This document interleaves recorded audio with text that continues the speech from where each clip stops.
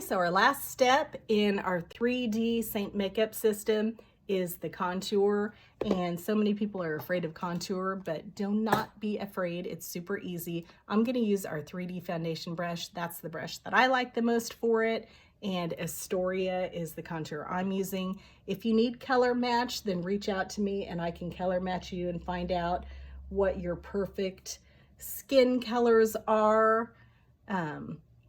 You know, sometimes I change depending on if I want a lighter look or a more glam look. And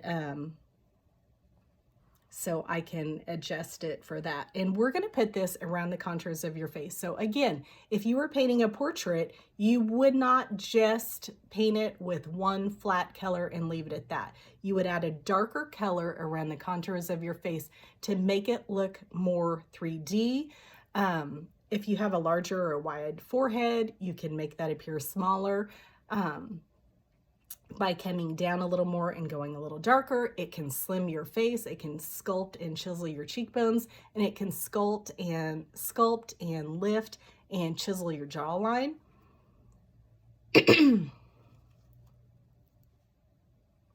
so I put that around my hairline first, right over the top of that bronzer that we put in step 3. And then I go and put it along my jawline to kind of sculpt and chisel that. We don't want it sagging. If you have jowls, it can kind of help with that. The look of that, and just kind of blend.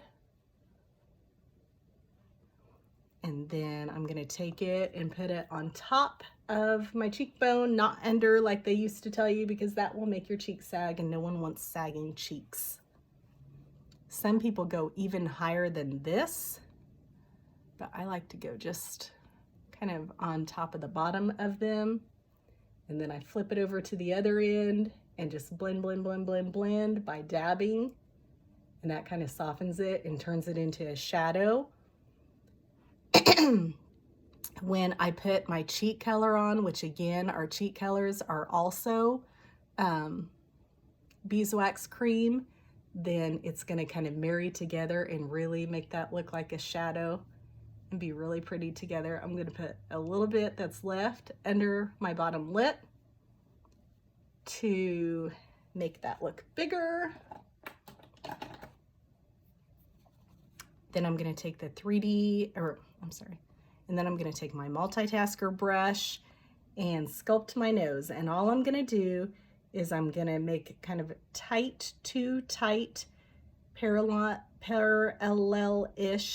lines along here. I'm gonna take it all the way to my brow, but I'm gonna start here so that I put the bulk of the color in the middle of my nose.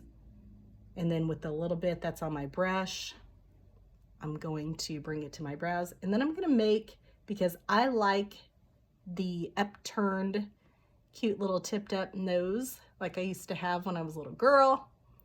And so I make a diamond shape on the tip of my nose.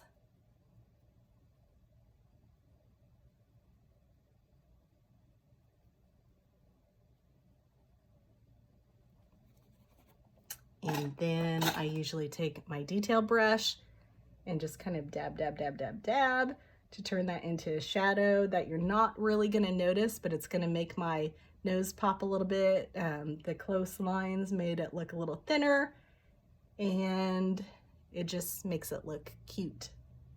And if you don't use it after you've been contouring your nose for a few weeks, you will notice the difference. I've got one more video on polishing this off, and then we'll be done with our 3D face, and it would take us like 3 to 5 minutes if I wasn't explaining. So I'll see you at the next one to polish it off.